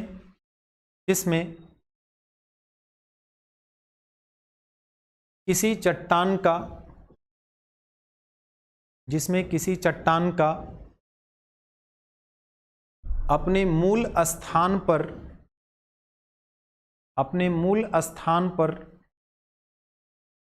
पड़े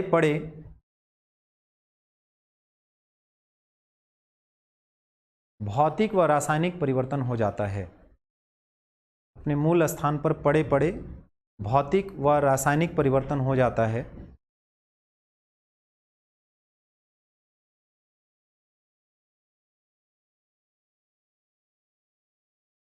चट्टानों की संरचना में इस परिवर्तन के लिए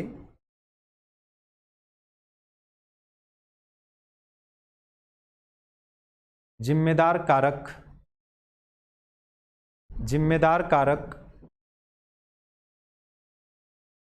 मौसम या जलवायु में होने वाला परिवर्तन है।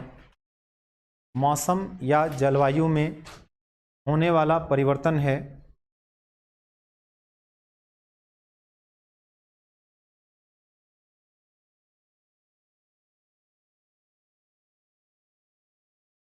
स्पष्ट है कि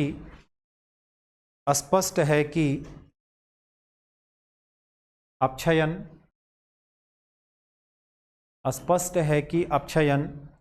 एक स्थैतिक व स्वस्थानिक क्रिया है। एक static and in situ process है।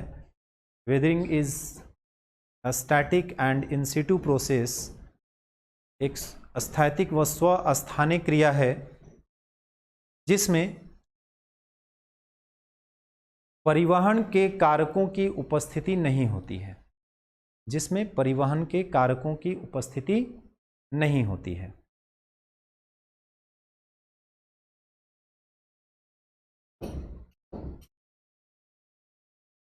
क्लियर हो गया। अगर मान लीजिए हमको थोड़ी बात और लिखना है, ज़्यादा शब्द में पूछा गया, माने क्वेश्चन बड़ा है, बहुत सारी बातें लिखेंगे, एक बड़ा क्वेश्चन होगा तो उसके बारे में जब इसको डिस्कस करना लग रहा है कि नहीं इसमें तो लास्ट में हमको वर्ड कम पड़ जाएगा और लिखना चाहिए, तो एक थोड़ा और बात लिख लीजिए कि इस परिघटना के दौरान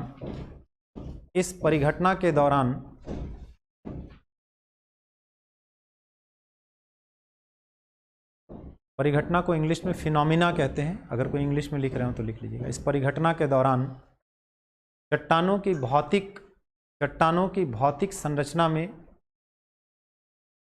होने वाले परिवर्तन का तात्पर्य, चट्टानों की भौतिक संरचना में होने वाले परिवर्तन का तात्पर्य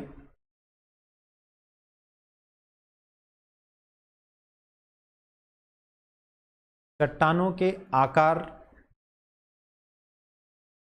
के आकार में होने वाला परिवर्तन है तथा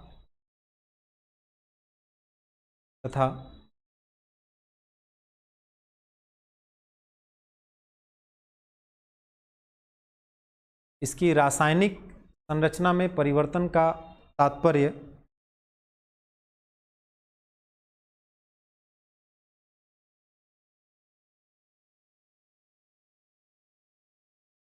रासायनिक संरचना में होने वाले परिवर्तन का तात्पर्य चट्टानों की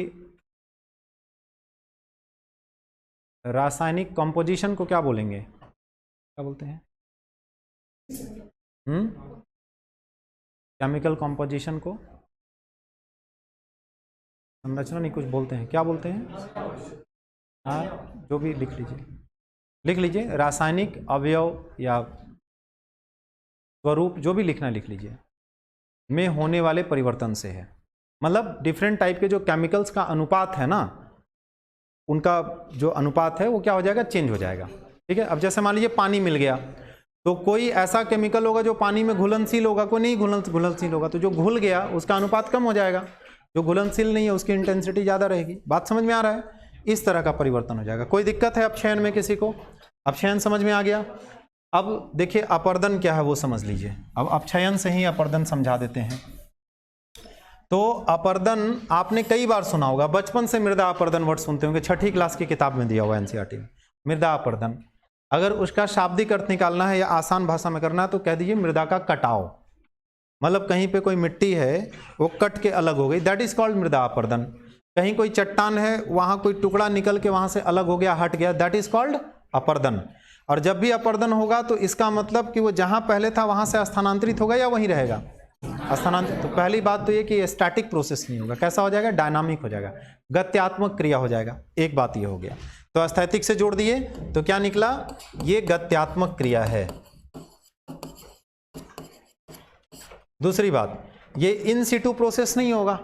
चट्टान का जो चेंजेज हो रहा है वो अपनी जगह पर रहते हुए नहीं हो रहा है, वो ट्रांसपोर्टेशन के माध्यम में हो रहा है, एक जगह से दूसरी जगह जाने के दौरान हो रहा है, उस क्रम में हो रहा है। तो एक ऐसा प्रोसेस, एक सिटू प्रोसेस हो जाएगा, बहिर्स्थानीय प्रोसेस, बहिर्स्थानीय क्रिया एक्स सिटू। ठीक है। तीसरी बात बताइए, इसमें मौसम या जलवायु की उपस्थिति होगी या कोई ना कोई ट्रांसपोर्टेशन फैक्टर उसको अलग कर रहा होगा? कि मौसम के कारण, उसके कारण नहीं होगा। कोई नदी होगी जो काट के ले जाएगी, कोई हवा होगी जो काट के ले जाएगी, ग्लेशियर होगा जो, तो लिख लीजिए परिवहन के कारकों की उपस्थिति। कारण क्या हो गया, परिवहन के कारकों द्वारा, परिवहन के कारकों द्वारा, जैसे नदी है ना, पवन, हिमनद, सागरीय तरंग आदि।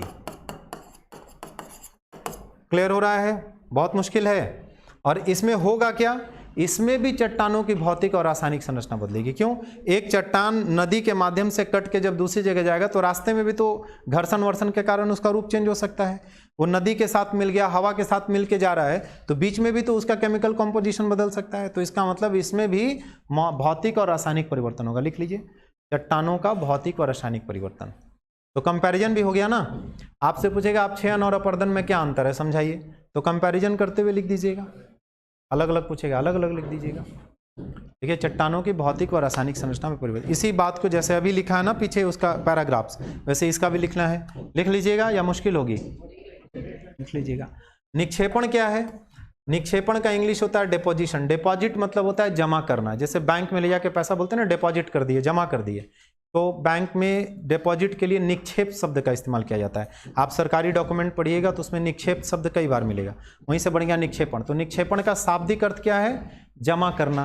जैसे अपक्षयन का शाब्दिक अर्थ आपको बताया एक जगह रहते हुए, उसी तरह से अपर्दन का बताया कटाव, उसी तरह से निक्षेपण का शाब्दिक अर्थ क्या है? जमा करना। तो आप बताइए कि एक नदी जो है यहाँ से चट्टानों को लेकर, चट्टान को काट के, चट्टान को एक टुकड़ा को काट के आ रही है, तो ये जहाँ तक जाएगी वहाँ तक ले जाएगी, जरूरी है क्या? कहीं ले जाके जमा कर देगी, वहाँ जमा करेगी, या जहाँ नदी समाप्त होगी वहाँ जमा करेगी?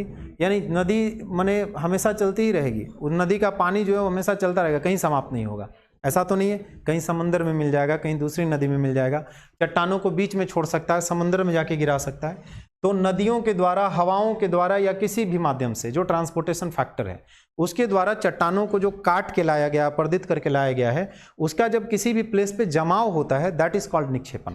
राइट? तो लिख लीजिए कि परिवहन के कारकों द्वारा, परिवहन के कारकों द्वारा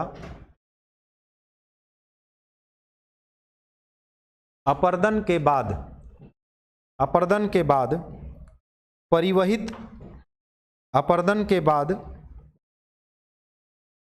परिवहित मतलब ट्रांसपोर्टेड, जो अपने साथ आ रहा है, परिवहित चट्टानों या अवसादों, चट्टान के टुकड़ों को अवसाद कहते हैं ना, ठीक है, सेडिमेंट्स सुना होगा ना नाम ये, चट्टानों या अवसादों, जो भी लिख लीजिए, का किसी स्थान पर जमाव निक्षेपण कहलाता है, निक्षेपण कहलाता है। लिख लीजिएगा, आप एग्जाम में आएगा तो, बहुत मुश्किल तो नहीं है।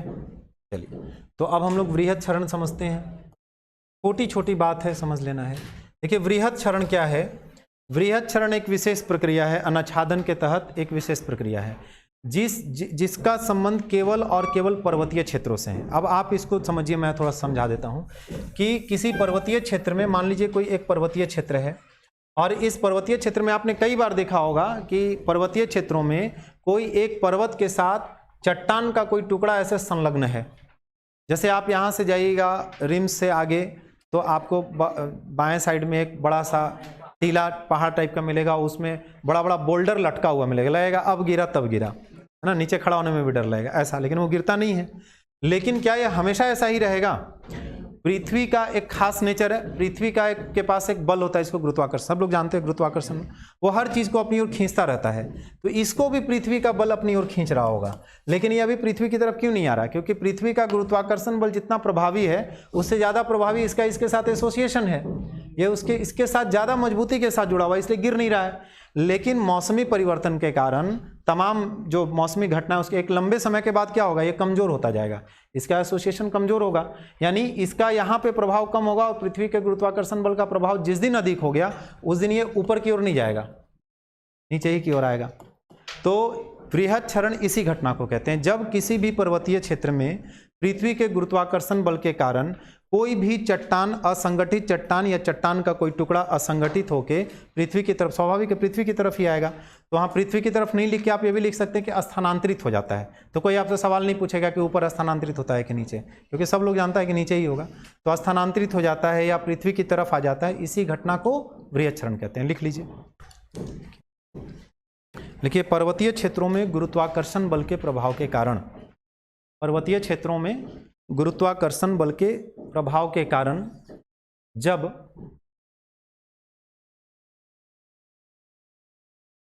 असंगठित चट्टानों का, क्योंकि ये तभी आएगा ना जब असंगठित हो जाएगा, जब तक संगठित है तब तक आएगा ही नहीं। असंगठित चट्टानों का स्थानांतरण, तो जब गुरुत्वाकर्षण बल का प्रभाव लिखा है तो पृथ्वी की तरफ स्थानांतरण लिखने की जरूरत है, तो दो शब्द बचेगा ना आपका, हाँ, संसाधन को बर्बाद नहीं करना है, तो शब्द भी संसाधन है। देखिए, ये सब आपसे अपेक्षा है, इसीलिए वर्ड लिमिट दिया जाता है। आपके व्यवहार में जब होगा ना, नट सेल में अपनी बात कहना, टू द पॉइंट बात कहना, तो प्रशासन में आपकी दक्षता वहाँ काम में दिख जाएगी। और जहाँ जैसे कुछ लोग होते हैं, तो मेरा एक फ्रेंड है, उसको केवल इतना बताना है अगर कि सुबह मैं एक आदमी से मिला था और उससे मुझे 500 रुपये मिला, इतना बात बताने के लिए आधा घंटा लगता है उसको। वो क्या करता है, पहले पूरा भूमिका बनाता है, कहता है कि जानते हो क्या हुआ, आज सुबह उठे ना, उसके बाद नाश्ता वास्ता करके जब जा रहे थे तो रास्ते में एक आदमी मिला, तो पहले पूरा बताएगा उससे बात क्या क्या हुआ, उसको बताना था केवल इतना कि 500 रुपया मिला है, तो इतना टाइम लेता है। तो प्रशासन में ऐसे लोगों की ज़रूरत नहीं है, ऐसे आदमी की ज़रूरत है जो संसाधनों का इस्तेमाल करना जानता हो, जो टू दी पॉइंट बात करना चाहता हो। क्योंकि जैसे ही आप टू दी पॉइंट बात करना सीख जाइएगा, वैसे ही आप काम को भी क्या कीजिएगा, समयबद्ध तरीके से कीजिएगा, ज़्यादा सिस्टमेटिक तरीके से कीजिएगा, तो रिजल्ट ज़्यादा अच्छा आएगा ना। अब पता चला सरकार ने इसकी एक स्कीम चलाया गरीबी दूर करने के लिए, और आपकी आदत है कि कोई काम करने के पहले पूरा लंबा चौड़ा भूमिका बनाते, तो प्रोग्राम को इंप्लीमेंट कैसे कराएगा? सरकार ने कहा 3 दिन के अंदर, 3 महीना के अंदर हमको रिपोर्ट दो कितना गरीबी कम की है। 3 महीना तो आपको प्रोग्राम को समझाने में लगेगा, फिर अगर आपकी आदत वैसी है तो टू दी पॉइंट इसीलिए लिखना जरूरी है। तो क्या लिखा आपने कि गुरुत्वाकर्षण बल के प्रभाव के कारण जब चट्टानों का क्या लिखा, स्थानांतरण हो जाता है, स्थानांतरण होता है, तो इसे वृहत क्षरण कहते हैं। ठीक, अब एक सवाल आपसे है कि इसमें परिवहन के कारक की भूमिका होगी या नहीं होगी? हो भी सकती है और नहीं भी हो सकती है। हो सकता है यहाँ से कोई नदी गुजर रही थी, उसके कारण यह संगठित हो गया, और हो सकता है कि मौसम में परिवर्तन के कारण यह संगठित हुआ। तो परिवहन के कारक उपस्थित ही होंगे ऐसा जरूरी नहीं है, हो भी सकते नहीं भी हो सकते। लिखिए, इस परिघटना में परिवहन के कारकों की उपस्थिति अनिवार्य नहीं होती है। नहीं होती है नहीं कहेंगे, अनिवार्य नहीं होती है। कारकों की उपस्थिति या अपर्दन के कारकों की उपस्थिति, कुछ भी लिख लीजिए, उपस्थिति अनिवार्य नहीं होती है, आवश्यक नहीं होती है।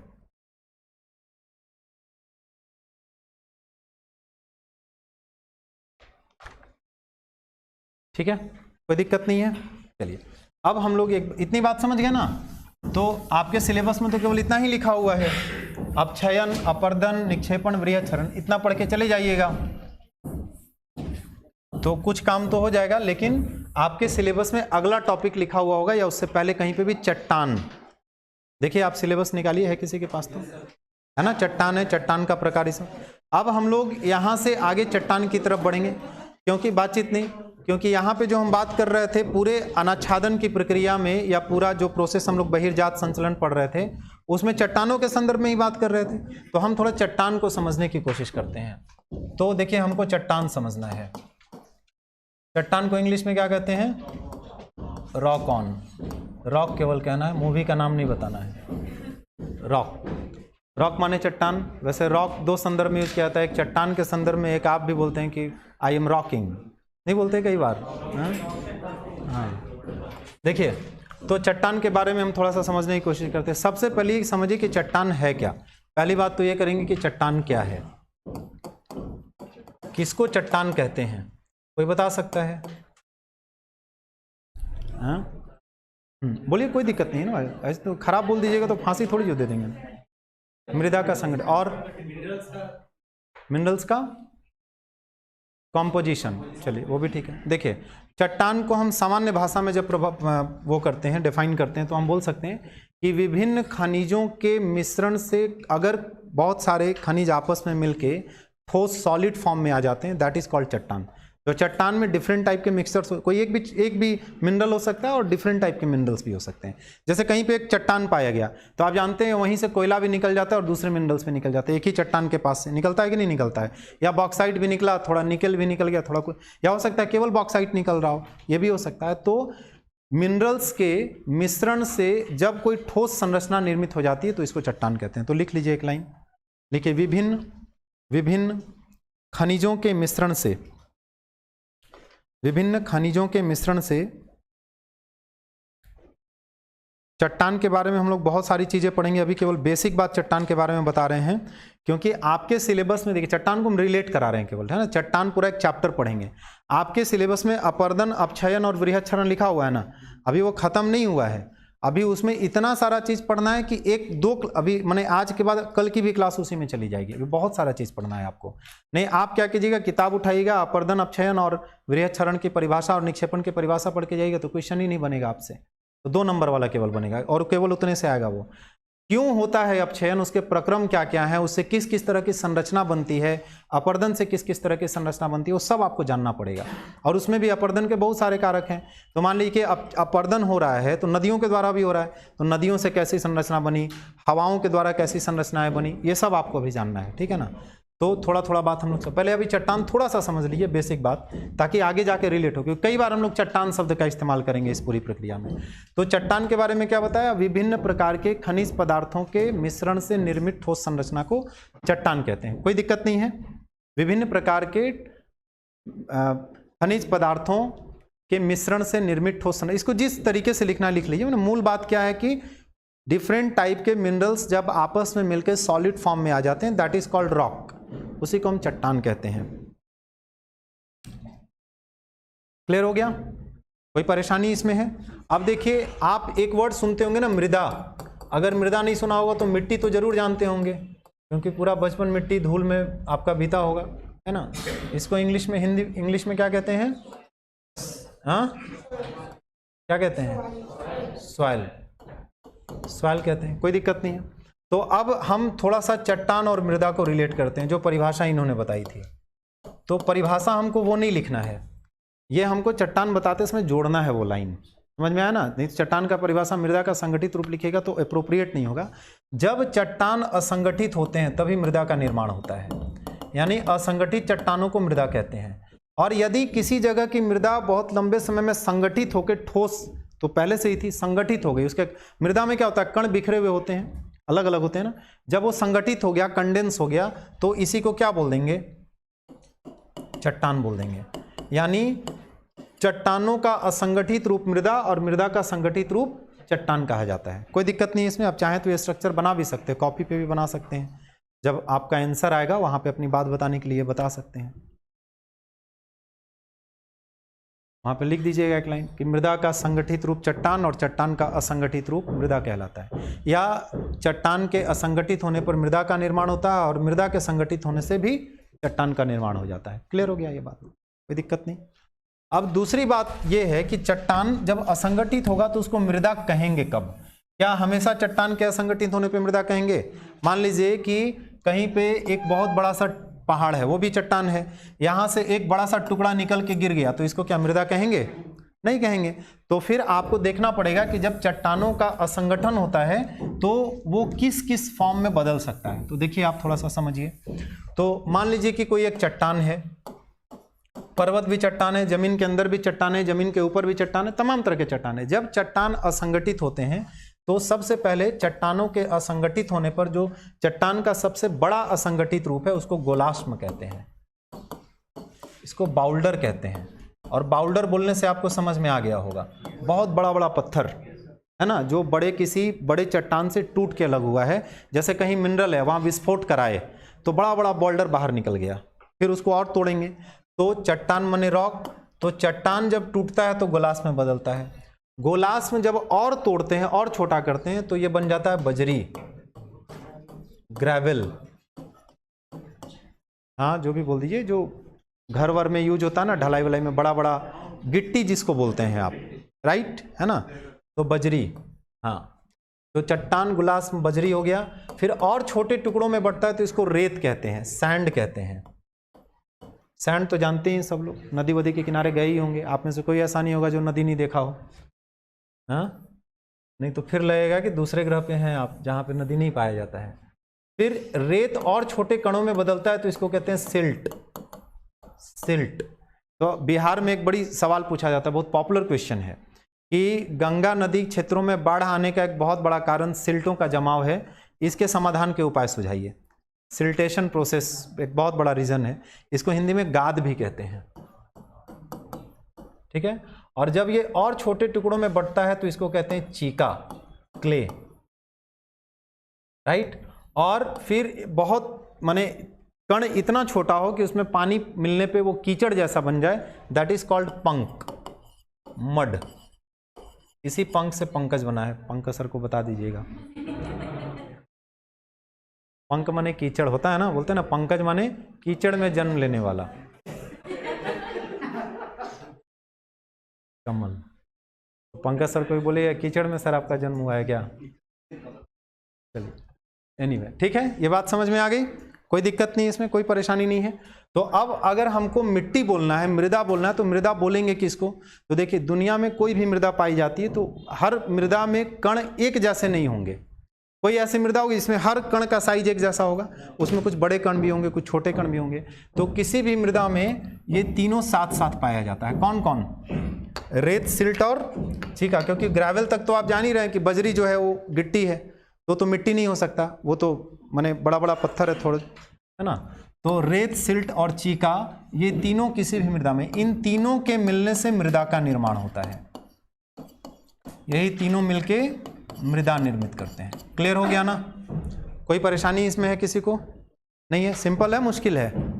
मुश्किल नहीं है। अब अगर किसी मिट्टी में रेत का प्रतिशत ज्यादा हो जाए, यदि किसी मृदा में रेत का प्रतिशत, रेत का अनुपात अधिक हो गया, तो उसी मृदा को क्या बोल देते हैं हम? रेतीली मृदा बोलते हैं ना, रेतीली मृदा। इसका मतलब, अच्छा रेतीली मृदा में केवल रेत होगा क्या? नदी के किनारे जो रेत होता है उसको मृदा बोलते हैं क्या? उसको रेत या बालू बोलते हैं ना। इसका मतलब कि रेतीली मृदा में रेत का अनुपात ज़्यादा होता है, लेकिन छोटे कण भी होते हैं। सिल्ट और चीका जब तक नहीं मिलेगा तब तक वो मृदा बन ही नहीं पाएगा, ठीक। और जिस मृदा में सिल्ट का अनुपात गाद का अनुपात ज़्यादा होता है, इसका अनुपात अगर अधिक हो गया तो उसको सिल्टी सॉइल बोलते हैं, उसको सिल्ट मृदा बोलते हैं या गाद युक्त मृदा बोल सकते हैं। समझ में आ गया। और जिस मृदा में चीका की मात्रा ज़्यादा होती है, आप सब लोग इस्तेमाल किए होंगे बचपन में, किए हैं कि नहीं? मुल्तानी मिट्टी देखे हैं? तो मुल्तानी मिट्टी क्या होता है, उसमें क्ले का अनुपात ज़्यादा होता है, वो तो और कन्फाइन कर दिया जाता है, आप बेचा जाता है तो। अदरवाइज चिकनी मिट्टी में क्या होता है, बहुत चिकना होता है। हम लोग बचपन में खूब फेस वेस धोने के लिए इस्तेमाल करते थे। हम लोग को बचपन में बताया गया था कि हम लोग जहाँ रहते थे वहाँ पास में मिलता था चिकनी मिट्टी, खूब चिकना होता था, वहाँ से लाते थे कोड़ कोड़ के, उसका इस्तेमाल फेस वेस धोने के लिए करते थे। बाद में पता चला कि इसमें तो कीड़ा मकोड़ा भी रहता है बड़े हुए तो फिर मुल्तानी मिट्टी खरीद के शुरुआत की है। चलो इसको बंद करो फिर, नहीं, लेकिन समझ में आ गया ना। तो इसमें क्या होगा, चीका का अनुपात ज़्यादा हो जाएगा। यहाँ पे आप जोड़ सकते हैं, यदि चीका का अनुपात ज़्यादा हो तो क्या बोल देंगे उसको, चिकनी मिट्टी बोल देंगे। और ऐसा भी हो सकता है कि तीनों का अनुपात बराबर हो, तीनों का अनुपात लगभग बराबर, लगभग समान हो, लगभग 33, 30, 31, 32 इसी रेंज में हो, तो उस मिट्टी को क्या बोलेंगे जानते हैं? इसको बोलते हैं दोमट मिट्टी, लोम सॉइल बोलते हैं, दोमट मृदा, लोम सॉइल, जो कृषि के दृष्टिकोण से बड़ी उपजाऊ होता है। क्यों उपजाऊ होता है, इसका कारण बता सकता है कोई? दोमट मिट्टी क्यों उपजाऊ होता है? क्यों? पानी को ज्यादा देर तक रखता है, और नहीं, एक एक करके बोलिए। और मिला हुआ होता है, और भुरभुरा होता है, और हाँ, चूना और पोटास की अधिकता होती है, और किसी को कुछ लगता है? अभी सोचने का तरीका नहीं है। जब यहीं से आंसर नहीं निकल जाएगा, जब तीनों का अनुपात बराबर है, इसका मतलब उस मिट्टी की उर्वरता क्षमता बड़ी बैलेंस्ड है। कोई भी एक ज़्यादा हो जाएगा तीनों में से, तो उसमें जो balance of minerals, balance of तमाम तरह के जो एलिमेंट्स चाहिए वो बिगड़ जाएगा ना, असंतुलित हो जाएगा। इसमें तीनों बराबर है तो हर चीज़ क्या हो गया, नेचुरली जो चीज़ हमको मिलना वो बैलेंस मात्रा में मिल रहा है ना, इसलिए उर्वर है। नहीं समझ में आया मेरी बात? पानी की क्षमता ग्रहण करने की तो और भी मिट्टी में हो सकती है, दूसरी मिट्टी में भी हो सकती है, लेकिन इसके उर्वर होने का ये कारण नहीं, इसके उर्वर होने का कारण है कि इनमें कणों का अनुपात बराबर है और हर कण अपना अपना प्रभाव छोड़ते हैं मृदा पे, उर्वरता में योगदान देते हैं, तो बड़ा बैलेंस्ड हो जाता है ना। ये समझ में आया? देखिए, जो कोई एग्जाम दे रहा है यूपीएससी का, जेपीएससी का, और मान लीजिए किसी स्टूडेंट को एक सब्जेक्ट में खूब नंबर आया, एकदम 200 नंबर में 190 नंबर आ गया, अब पता चला कि दूसरा सब्जेक्ट में फेल कर गया, एकदम टाइम फिसड्डी है, तो क्वालिफाई कर पाएगा? रैंक खराब आ जाएगा। जब भी आप देखिएगा जो लोग टॉप करते हैं ना, ज़्यादातर समय पे आपको क्या दिखेगा, एवरेज मार्क्स आया उनका हर चीज़ में, किसी चीज़ में बहुत ज़्यादा, किसी में बहुत कम, ऐसा नहीं होता, वो बड़ा बैलेंस्ड पढ़ाई करते हैं। तो बैलेंस्ड अप्रोच हमेशा अच्छा होता है। इसलिए आप अपनी तैयारी करते समय ये मत कीजिएगा कि इकोनॉमिक्स खूब अच्छा आता है या हिस्ट्री खूब अच्छा आता है, इकोनॉमी नहीं आता, इकोनॉमी खूब अच्छा आता है, साइंस टिक नहीं आता। कम आए एक, लेकिन दूसरा भी आए ठीक ठाक, सब बैलेंस्ड आए। सब में विद्वान बन नहीं सकते और बनने की जरूरत भी नहीं है, इसीलिए बैलेंस्ड अप्रोच होना चाहिए, जो हमेशा क्या होता है, फायदेमंद होता है। इसलिए देखिए, मध्यम मार्ग की संकल्पना यहीं से ना आई है, न इधर जाओ न उधर जाओ, बीच में रहो। गौतम बुद्ध ने भी कहा। समझ में आ गया ये बात? कितना टाइम हो रहा है बताइए? हाँ, तो क्या किया जाए, छोड़ दिया जाए? हाँ, आंसर लिखिएगा एक। अच्छा, कितने लोगों ने नहीं लिखा है सुबह? तो उसको कंप्लीट कर लीजिए और जमा करके जाइएगा, ठीक है? चलिए यहाँ पे छोड़ देते हैं आप लोगों को, आप लोगों की मांग पे।